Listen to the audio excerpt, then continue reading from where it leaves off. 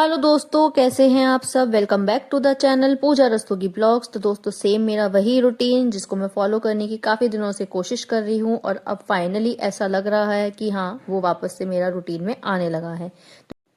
अब यहाँ एक दिन पहले इतना ज़्यादा आंधी तूफान आया था, बारिश हुई थी, इतनी ज़्यादा धूल धक्कड़ आ चुकी थी घर के अंदर कि मैं आप लोगों को बता नहीं सकती हूँ। और ये हमेशा ही होता है जिस दिन मैं प्रॉपरली सफाई करती हूँ, जैसे आप लोगों ने मेरे लास्ट वाले ब्लॉग में देखा होगा। अगेन सेम मेरे साथ यही हुआ कि शुरू से लेके आज तक, जब से हम इस वाले घर में आए हैं, नए जब से दोबारा ये वाला घर बनवाया है, मैं जैसे ही डीपली सफाई करती हूँ उसी दिन पक्का ऐसा होता है कि बारिश और आंधी जरूर आती है, और हर बार यही होता है। तो रीजन हमेशा ही यही रहता है कि इतनी ज्यादा डीपली सफाई करो और उसके बाद भी आंधी आ जाए तो मन कभी कभी ऐसा करता है कि ना भाई अब नहीं करनी है सफाई, भाई बहुत ज्यादा थकान हो जाती है इतनी सारी सफाई करने के बाद, और उसके बाद आंधी वगैरह आने के बाद इसका ये नाश हो जाता है। तो अब बट क्या कर सकते हैं भाई, घर में रहना है तो साफ सुथरा तो रखना ही पड़ेगा। तो सेम यही रीजन सबके साथ ही होता है भाई कि अगर आप कहीं रह रहे हैं, बैठे हैं, तो उस जगह को साफ करना जरूरी होता है। तो यही होता है कि मन नहीं मानता मेरा। अब यहाँ स्टैंड खाली है, फाइनली कपड़े भी तय हो चुके हैं, प्रेस हो चुके हैं। तो आज मुझे थोड़ी सी शांति है कि भाई आज कुछ एक्स्ट्रा काम नहीं करना है, तो बस सफाई करनी है और उसके बाद अपना थोड़ा बहुत अपना काम देखेंगे। अभी यहाँ एक तो आंधी थी, बारिश थी, और बारिश के साथ साथ जब धूल आई ना तो पानी में इतना ज्यादा गंदा हो गया था कि मैं आप लोगों को बता नहीं सकती हूँ। और अभी बालकनी में गई थी, इतनी तेज हवा चल रही थी कि मेरा वहां पे कैमरा वगैरह स्टैंड वगैरह खड़ा ही नहीं हो पा रहा था। तो भाई बस मैंने फिर आगे आगे की शूटिंग कर ली। पता चलता मैं वहां अपना स्टैंड रखती और वो फोन मेरा नीचे चला जाता, क्योंकि हवा सच में ही बहुत ज्यादा तेज चली थी। तो बस बालकनी में मैंने पानी डालकर एज इट इज साफ कर दिया था। अब यहाँ ये था कि जीने वगैरह पे पोछा लग जाएगा, और मैं यहाँ पर नीचे पोछा लगा ही चुकी थी। नीचे की सफाई अब मैं नाश्ता वगैरह खाना वगैरह पैक करने के बाद करूंगी। अभी मैं बनाने वाली हूँ ग्वार की फली। तो मम्मी को मैंने दे दिया था उसको काटने के लिए, तो मम्मी अभी ग्वार की फली काट रही है नीचे। अब यहाँ मैं इतनी सफाई कर रही थी तो नीचे मम्मी ने कहा कि चल मैं ही साफ कर देती हूँ। तो यहाँ उन्होंने ग्वार की फली को साफ कर दिया था, लहसुन वगैरह छील दिया था, प्याज वगैरह सब काट के रख दी थी। देखिए दोस्तों, इतना भी बहुत ज्यादा हेल्पफुल हो जाता है अगर आप कोई दूसरे काम में बिजी हैं और कोई आपको सपोर्ट करता है, इतना सा भी। तो देखिए इसी को ही फैमिली बोलते हैं कि आपको सपोर्ट भी कर रहे हैं, आपका कोई काम में हेल्प भी कर रहा है। सब मिलजुल कर काम करते हैं तो काम जल्दी हो जाता है, पता नहीं चलता। वरना अगर एक जने के ऊपर काम आ जाता है तो भाई उस पर्सन के लिए भी काम करना थोड़ा सा मुश्किल हो जाता है, और वो फिर इंसान अपना 100% कभी दे ही नहीं सकता जब तक उसको फैमिली का सपोर्ट नहीं है। वो अपना 100% नहीं दे सकता। फैमिली में चाहे कोई भी हो, हस्बैंड हो, नंद हो, सास हो, जेठानी हो, या बच्चे ही हो, अगर वो आपको छोटी छोटी चीजों में हेल्प कर रहे हैं, अब वो हेल्प भी नहीं कर रहे हैं, अपने काम खुद से कर रहे हैं, तो वो काम काम नहीं रहते, फिर काम करना बहुत ज्यादा आसान हो जाता है। अब यहाँ ऊपर वाले पोर्शन में सफाई हो चुकी थी। हस्बैंड और ध्रुव अभी नहीं उठे हैं तो मैं अभी आराम से काम कर सकती हूँ। तकरीबन 8:30 बजे का टाइम हो रहा था और 1 घंटा मुझे प्रॉपर लग जाता है सिर्फ ऊपर ऊपर की सफाई करने में। अब नीचे की सफाई तब होगी जब बाइक वगैरह निकल जाएंगी। अब इतने यहाँ ये काम हो जाएगा, मैं किचन में चली जाऊंगी, फिर जो भी खाना वगैरह बनाने की तैयारी है वो मैं कर लूंगी। अब तैयारी तो ऑलमोस्ट देखिए हो चुकी है, अकेले क्रेडिट में नहीं ले सकती क्योंकि सब्जी वगैरह मुझे कटी हुई मिली थी, चॉपिंग वगैरह हुई भी मुझे मिली थी। तो अब बस यहाँ ये था कि मुझे सिर्फ तड़का लगाना है और सब्जी बना देनी है। अब यहाँ सुबह मैं बोल रही थी कि भाई आज ग्वार की फली मैं कुकर में बनाती हूँ तो भाभी कहने लगी कि टेस्ट अच्छा नहीं आने का। तो यूजुअली वैसे तो मैं कढ़ाई में ही बनाती हूँ, लेकिन लोहे की कढ़ाई में हो तो सब्जी और भी ज्यादा टेस्टी बनती है। तो यहाँ फिर भाई मैंने कढ़ाई में ही बनाई है अब सब्जी। अब यहाँ प्याज और लहसुन की जो प्यूरी थी उसको मैंने तेल के अंदर डाल दिया था। अब ये अच्छे से जब भुन जाएगी तो उसके बाद ही मसाले डालेंगे।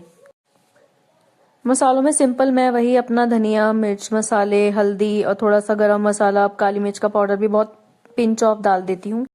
जैसे कि मैं हमेशा ही आप लोगों से कहती हूँ कि जितना ज्यादा आप मसाले को अच्छे से भूनेंगे उतना ही ज्यादा सब्जी में फ्लेवर आता है। और आज भी मैं वही कहूंगी कि ये वाली जो कढ़ाई वाली ये सब्जियां होती हैं, इसमें मसाले को आप जब तक अच्छे से नहीं भूनेंगे, इसमें ना तो टेस्ट आने का ना ही इसमें कलर आने का।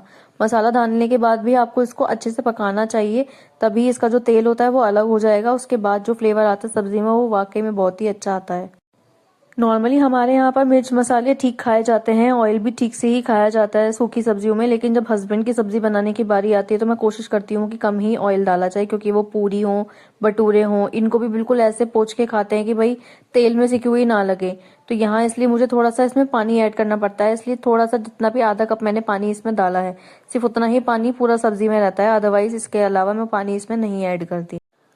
अब यहाँ सिंक में जितने भी बर्तन रखे हुए थे वो सारे भाभी ने धो दिए थे और वो धो के चली गई थी बाहर की तरफ, क्योंकि उनको 2-3 दिन से जो उनकी दाढ़ है ना, अक्कल दाढ़, उसमें बहुत ही ज्यादा पेन हो रहा है। तो आज हो सकता है कि हम लोग दिखाने के लिए जाएं। 3-4 दिन से उनकी तबीयत वैसे भी ठीक नहीं चल रही है, तो वो अपनी कोचिंग की भी क्लासेस स्किप कर रही हैं, ऑनलाइन ही ले रही हैं। तो अब ये देखते हैं कि जितनी जल्दी काम खत्म हो जाएगा फिर उसके हिसाब से देखते हैं कि अगर हम लोगों को डॉक्टर के यहाँ जाना होगा तो फिर हम लोग दोपहर में ही निकल जाएंगे। अब इतनी सब्जी बन रही थी, मैंने इसको उठाकर कढ़ाई को छोटी वाली गैस पे रख दिया था ताकि मंदी मंदी आंच में ये पकती रहे, क्योंकि अगर इसको मैं तेज आंच पे रखूंगी तो वो नीचे से ऐसा हो सकता है कि लग जाएगी। तो यहाँ इतने ये काम होता रहेगा। आटा लगा दिया था। अब यहाँ ये है कि मैं ये टाइल्स वगैरह जो मुझे थोड़ी सी गंदी लग रही थी बर्तन वगैरह साफ करने के बाद, उनको मैं साफ कर दूंगी। अब ये है कि थोड़ा थोड़ा टाइम मैं इन चीजों के लिए निकाल लेती हूँ, तो मुझे पर्टिकुलर टाइम नहीं देना पड़ता कि कभी मैंने कुछ साफ कर दिया या कभी मैंने कुछ साफ कर दिया। तो इस तरह से क्या रहता है कि किचन भी ज्यादा गंदी नहीं होती और आपको टाइम भी ज्यादा इन्वेस्ट करने की जरूरत नहीं रहती फिर इस काम में। अब यहाँ यूजुअली सारे बर्तन तो धुल चुके थे क्योंकि भाभी धो के चली गई हैं, लेकिन 1-2 बर्तन अभी रह गए थे जो मैंने अभी किचन वगैरह साफ करी है, तो वो उसमें से निकल आए थे बर्तन वगैरह, जैसे भगोने वगैरह थे जो मैंने फ्रीज में से निकाल के साफ किए हैं, तो वो भी मैंने अभी हाथों हाथ धो दिए हैं ताकि एक्स्ट्रा बर्तन अब इसमें ना दिखें। अब हस्बैंड उठ चुके थे, ऊपर से ड्राई की आवाज आ चुकी थी, तो बस अब ये था कि पहले अब इनके लंच पैक करने का काम करना है, उसके बाद अब कोई दूसरा काम देखूंगी। ऑलमोस्ट काम मेरा यहाँ नीचे का किचन का हो चुका है, क्योंकि अब इनका खाना पैक हो जाएगा। जो नाश्ता करना चाहेंगे वो नाश्ता कर लेंगे, क्योंकि शायद भैया ने नाश्ता पहले ही कर लिया था मैं जब सफाई कर रही थी। तो बस उनका अब लंच पैक होगा। और अभी ऐसा लग रहा है कि वो थोड़ा सा लेट जाएंगे, तो हो सकता है खाकर ही चले जाएं। अब यहाँ मैंने पराठे बनाने शुरू कर दिए थे। अब इतने जब तक वो नीचे आएंगे तैयार होकर, इतने मैं कोशिश करूंगी कि टिफिन के 4-5 पराठे जो भी हैं वो मैं उनके पैक करके हैंड टू हैंड रख दूं, क्योंकि आजकल यही हो रहा है कि सुबह जल्दी निकलते हैं तो कभी कभी ऐसा होता है स्किप हो जाता है उनका नाश्ता। वरना मैं लिक्विड में कुछ बनाकर रखती हूँ, जैसे रूह अफ़ज़ा वगैरह है या लस्सी वगैरह है या कोई शेक हो जाता है, तो वो मैं बनाकर रखती हूँ उनके लिए कि भाई इन केस अगर वो कुछ खाकर नहीं जा रहे हैं तो वो मैं उनको दे दूं हैंड टू हैंड। तो एक ना मैम को कमेंट आया था कि आप भाई मैम दूध वाला रूह अफ़ज़ा कैसे बनाते हैं, तो मैं कुछ भी उसमें एक्स्ट्रा नहीं डालती हूँ, सिर्फ 1 गिलास जैसे मैं इनके लिए बनाती हूँ नाइट के टाइम पे, जैसे रात में दूध पीते हैं। तो पहले जैसे सर्दियों में गर्म दूध देती थी हल्दी वाला, अब इनके लिए मैं क्या करती हूँ रूह अफ़ज़े वाला दूध बना देती हूँ। 2-3 दिन से तो खैर ये भी नहीं पीते हैं, क्योंकि कभी कुछ पानी वाला रूह अफ़ज़ा बन जाता है या फिर कभी शेक या लस्सी वगैरह वो ले लेते हैं। तो थोड़ा सा इनको आने के बाद रिफ्रेशमेंट टाइप का कुछ चाहिए ही चाहिए रात में सोने के टाइम पे मीठे में। तो अभी तो मैं सिंपली क्या करती हूँ, 1 गिलास दूध ले लेती हूँ, उसमें 1-1.5 चम्मच जितना भी इनको मीठा खाना होता है या पीना होता है उतना मैं ले लेती हूँ, और उसके बाद थोड़ी सी आइस क्यूब और थोड़ा सा रूह अफ़ज़ा, और चम्मच से उसको एज इट इज मिला लेती हूँ, जैसे चीनी वगैरह मिलाते हैं और वो बन जाता है। अगर आइस क्यूब वगैरह इनको खानी होती है तो मैं ऊपर से डाल देती हूँ, अदरवाइज मैं वो भी नहीं डालती, क्योंकि थोड़ा ठंडा मैं कम देती हूँ इनको, क्योंकि इनको गला पकड़ लेता है जल्दी। और अभी 1-1.5 महीने पहले इनकी खांसी जब हुई थी तो इनको अभी भी थोड़ा बहुत दस्का वगैरह लग जाता है, तो मैं थोड़ा सा कोशिश करती हूँ कि मैं ये ना दूं इनको। अब यहाँ पराठे वगैरह सीख गए थे और ये सब अपने अपनी जगहों के लिए निकल गए थे। भाभी आज नहीं गई हैं, उनकी तबीयत खराब हो रही थी। और अभी मुझे याद आया कि हम लोगों को एक कुआं पूजन में जाना है, तो यहाँ आज हम लोग डॉक्टर के यहाँ जाना स्किप कर देंगे, क्योंकि जो कुआं पूजन है थोड़े से क्लोज हैं भैया के और मेरे हस्बैंड के, तो उनके यहाँ भी जाना जरूरी है, क्योंकि ये लोग तो जा नहीं पाएंगे, भैया जाएंगे लेकिन मेरे हस्बैंड नहीं जा पाएंगे। क्योंकि तो यहाँ बस अब सडनली याद आया तो भाभी बोलने लगी कि अब जल्दी जल्दी जितना भी काम हो सकता है वो निपटा लो, फिर ऊपर जाकर तैयार हो जाओ, क्योंकि भाभी नहा चुकी हैं, मैं अभी नहीं नहाई हूँ, ध्रुव भी नहा चुका है। तो बस अब उसको तैयार करना है, उसको मैं नीचे ही छोड़ जाऊंगी, वरना ऊपर अगर जाकर मैं कुछ काम करने लूंगी तो मुझे करने नहीं देता। अभी एज इट इज रूम वगैरह मैं छोड़कर जाऊंगी।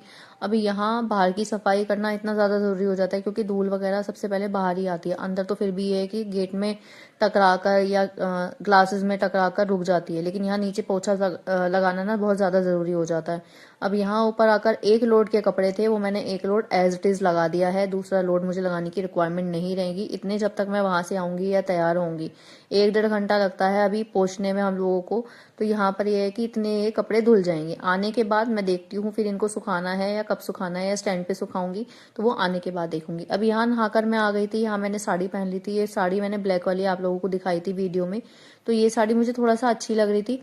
अभी यहाँ ये था कि मैं तैयार हो गई थी प्रॉपर, मैंने मेकअप वगैरह जो भी मुझे करना था हल्का फुल्का टचअप अपना वो मैंने कर लिया था। अभी हाँ, सच बताऊं तो ध्रुव के होने से पहले मेरी स्किन और मेरे बाल सच में बहुत ही अच्छे थे। कसम से बता रही हूँ, मुझे कभी भी अपने बालों को स्ट्रेट करने के लिए कुछ भी कराने की जरूरत नहीं पड़ी, या मुझे कभी ड्रायर वगैरह भी यूज करने की जरूरत नहीं पड़ी। मैं कभी अपने बालों में कंडीशनर तक नहीं लगाती थी, उसके बाद भी मेरे बाल बहुत ही ज्यादा अच्छे थे। अब यहाँ मेरे बालों का हाल इतना ज्यादा गंदा हो रहा है कि मुझे इन्हें खोलने में भी बहुत ज्यादा डर लगता है। एक तो पता है क्या है, प्रॉपरली ये हमेशा बंधे ही रहता है, मैंने कम खोलती हूँ। और इतने ज्यादा टूट रहे हैं तो मुझे इनको खोलना भी अच्छा नहीं लगता, क्योंकि बाल बचे ही नहीं है सर पर। अब यहाँ चलते चलते भाभी बोलने लगी कि साड़ी बिल्कुल भी अच्छी नहीं लग रही है वहां के हिसाब से, तो तुम कुछ और पहन लो। तो यहाँ मैंने चलते चलते 5 मिनट के अंदर फिर ये अपना सूट पहना। अब यहाँ हम लोग आ गए थे, और सच बताऊं, पहली बार ऐसा हुआ है कि हम लोग कहीं लेट पहुंचे। यूजुअली हम लोग लेट ही पहुंचते हैं, लेकिन इस बार ऐसा हुआ कि हम लोग बहुत ही ज्यादा लेट पहुंचे कि खाना वगैरह सब कुछ सिमटने वाला था। तो बस अब यहाँ ये था कि कुआं पूजन की तैयारी हो चुकी थी, तो जिनका भी कुआं पूजन था वो अब ये यहाँ पर जो भी इनके यहाँ रिवाज होते होंगे वो लेकर अब ये चल दिए थे मंदिर की तरफ। अब यहाँ जिनके यहाँ कुआं पूजन होता है उनको ये रिवाज पता है कि लड़का होने के बाद ये कुआं पूजन कराया जाता है। जैसे अब यहाँ ढोल बज रहा था, तो ध्रुव को इतना ज्यादा मजा आ रहा था कि भाई वो तो मतलब डांस करने से रुक ही नहीं रहा था। ध्रुव को, रुद्रा को, विद्युत को, सबको बुला बुला के ऐसे कर रहा था कि काका डांस करो, काका डांस करो, तो बार बार आवाज लगा के ये देखो। तो यहाँ ये सबको नचा रहा था, इसको बहुत ही ज्यादा मजा आ रहा था। धूप में भी इसको बिल्कुल भी अनकंफर्टेबल फील नहीं होता, बल्कि मुझे ही डर लग रहा था। तो मैं बार बार छाव में जाकर खड़ी हो रही थी कि भाई इसको कोई दिक्कत परेशानी ना होने लगे।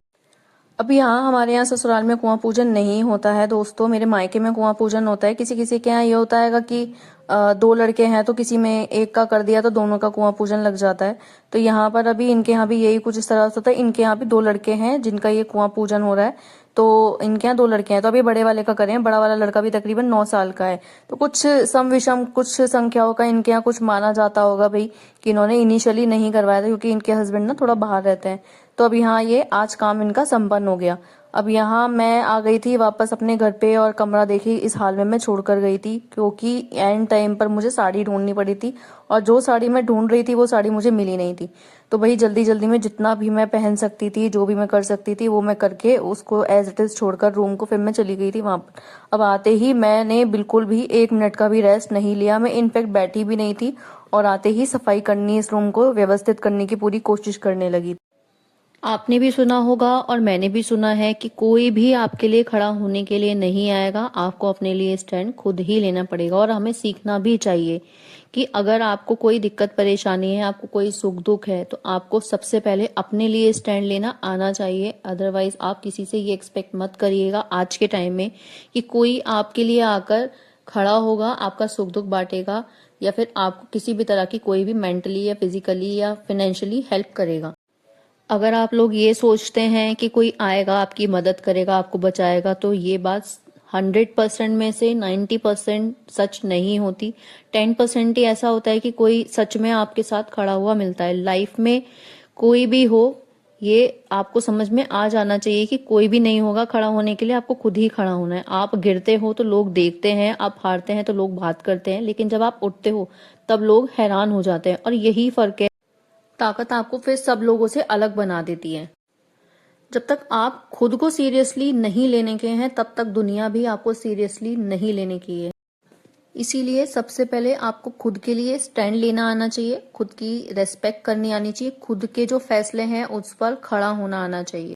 क्योंकि जब तक आप खुद के लिए स्टैंड नहीं लेंगे, तब तक सामने वाला आपके साथ नहीं खड़ा होने का। सामने वाला सिर्फ आपका साथ दे सकता है, आपको प्रॉपर आपके पैरों पर खड़ा नहीं कर सकता। आपको सिर्फ सपोर्ट की जरूरत है, किसी एक ऐसे इंसान की जो आपको सच में सपोर्ट कर रहा हो।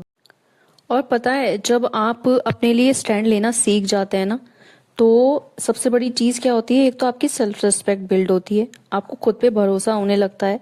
धीरे धीरे आप नोटिस करेंगे कि आप खुद ही बहुत ज्यादा चेंज हो रहे हैं, पावरफुल बन जाते हैं आप सच में। इसीलिए मैं हमेशा यही कहती हूँ कि अगर आप अपने फ्यूचर के लिए कुछ करना चाहते हैं, अपनी फैमिली के लिए कुछ करना चाहते हैं, अपने लिए कुछ करना चाहते हैं, अपने हस्बैंड के लिए कुछ करना चाहते हैं, या बच्चे के लिए कुछ करना चाहते हैं, तो इनिशिएटिव सिर्फ और सिर्फ आपको लेना पड़ेगा। आपके हस्बैंड, आपका बच्चा, आपकी फैमिली सिर्फ आपको सपोर्ट कर सकती है। इनिशिएटिव सिर्फ और सिर्फ आपको लेना है। और एक बात और, अगर आप शुरू करेंगे ना, तो सच बता रही हूँ, आपकी फैमिली भी आपको सपोर्ट करेगी, आपके हस्बैंड भी सपोर्ट करेंगे, और एंड टाइम पे जो दुनिया आपको चार बात बनाकर जाती है ना, वो भी कहीं ना कहीं उसके दिमाग में भी आएगा कि नहीं यार, हमने कहीं ना कहीं एक मन में होता है ना कि सामने वाला जो क्रिटिसाइज कर रहा होता है वो भी मन में एक बार ये जरूर सोचेगा कि नहीं, हमने इसको गलत बोला था, ये काबिल है, ये कर सकता है, इसको हमें करने देना चाहिए था, हमें इसे उल्टा सीधा नहीं बोलना चाहिए था। देखिए, मैं ये बिल्कुल भी नहीं कह रही हूँ कि आपने अपने फ्रेंड्स छोड़ दीजिए, अपनी फैमिली छोड़ दीजिए, अपने बच्चे, अपने हस्बैंड, अपने सास ससुर, अपना परिवार छोड़ दीजिए या अपना मायका छोड़ दीजिए। कुछ भी छोड़ने की ज़रूरत नहीं है किसी को भी।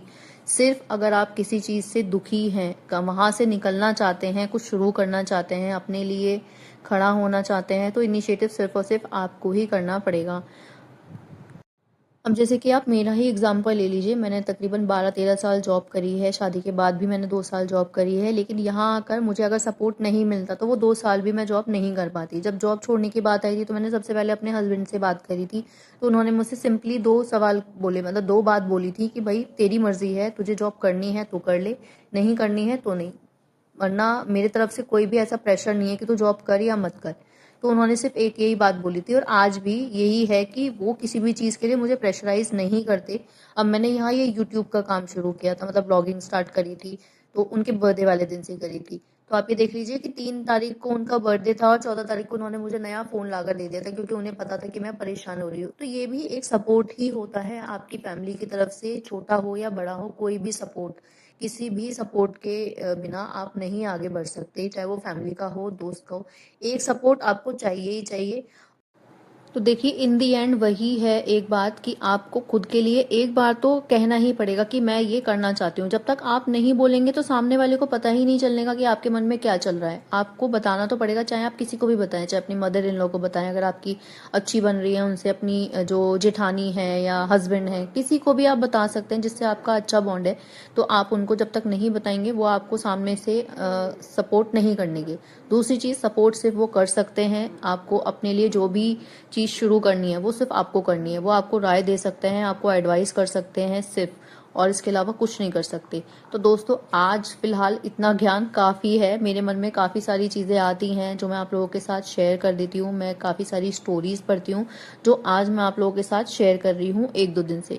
तो आई होप आप लोगों को मेरा ये कुछ थोड़ा सा जो पार्ट था वो पसंद आया होगा। आप लोग प्लीज़ कमेंट में बताइएगा कि ये सारी चीज़ें जो मैंने बोली हैं वो आप लोगों को कैसी लगी, क्या आप इस चीज़ से सहमत हैं या नहीं हैं। अब यहाँ आ जाती हूँ मैं पीछे वॉशिंग एरिया की तरफ। प्रेस करे हुए कपड़े अलमारी में जा चुके थे, रूम हो चुका था साफ और ध्रुव को भी अब नींद आ रही थी, लेकिन मैं कोशिश ये कर रही थी कि भाई अब उस टाइम ना सोए, क्योंकि रात को फिर वो परेशान करता है बहुत ही ज़्यादा। और अब आप लोग सोच रहे होंगे कि भाई ये कैसी लड़की है कि इसने कपड़ों को अंदर ही सुखाने के लिए स्टैंड खींच लिया। तो यहाँ रीज़न ये था भाई कि ध्रुव अंदर ही बैठा हुआ था और मैं अगर बाथरूम में चली जाती हूँ 5-1 मिनट के लिए भी, या बिहाइंड वॉशिंग एरिया भी चली जाती हूँ, तो वो मुझे आवाज़ लगाने लगता है और बेड से उतर के भागने लगता है इधर उधर, या गेट बजाने लगेगा। तो यहाँ मैं अपना काम भी कर रही थी और वो मेरी आंखों के सामने भी था, तो मुझे कोई दिक्कत नहीं हो रही थी यहाँ पर काम करने में। अब इसने मुझे जब छोटा था ना मुझे बिल्कुल भी परेशान नहीं किया, लेकिन अब बहुत ही ज़्यादा परेशान करता है। मिट्टी खाने की आदत लग गई है इसको, बार बार दीवार को रेतता है। तो अब मैं कैल्शियम लेकर आई हूँ इसके लिए। कुछ भी खाने में इतनी ज़्यादा नौटंकी करता है कि भाई इसके आगे पीछे घूमना पड़ता है। किचन में जा रही हूँ तो मेरे पीछे पीछे किचन में आ जाता है, बाथरूम में जा रही हूँ तो वहाँ आवाज़ लगाने लगता है। तो थोड़ा सा मुझे इसका ध्यान रखना पड़ता है, क्योंकि 2-3 बार बेड पे से वैसे ही गिर चुका है, तो बेड हम लोगों ने भी इसी वजह से साइड में लगाया था। तो मुझे इसको अपनी आंखों के सामने रखना पड़ता है। तो यही रीज़न रहता है कि जो भी काम मैं करती हूँ फिर अपने रूम में करती हूँ। तो अब यहाँ ये है कि 2-3 बार से स्टैंड को मैं अंदर ही खींच लेती हूँ, यहाँ पर कपड़े सुखा देती हूँ और फिर खींचकर वापस बाहर रख देती हूँ। अब तो यहाँ अब मामा जी आ गए थे नीचे, तो बस अब मैं कुर्ता डालकर लोअर के ऊपर ही मैं नीचे चली जाऊंगी। और दोस्तों, आज का ये ब्लॉग मेरा यहीं पर ही खत्म होता है। आई होप आप लोगों को मेरा ये ब्लॉग पसंद आया होगा और आप लोग मेरे चैनल को लाइक, शेयर एंड सब्सक्राइब करते रहिएगा। मुझे बहुत अच्छा लग रहा है कि आप लोग मेरे चैनल को इस तरह का प्यार दे रहे हैं, इस तरह से सपोर्ट कर रहे हैं। मिलती हूँ आप सबसे अगले ब्लॉग में। आप लोग सब अपना